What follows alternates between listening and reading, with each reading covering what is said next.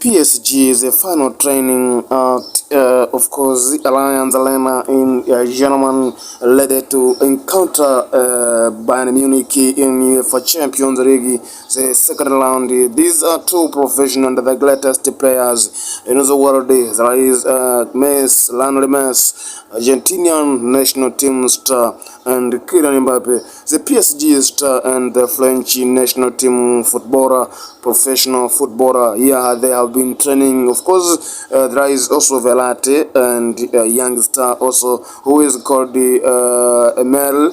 They have been training here with their head coach, and Christopher Gasha is here making sure that things are going to be well.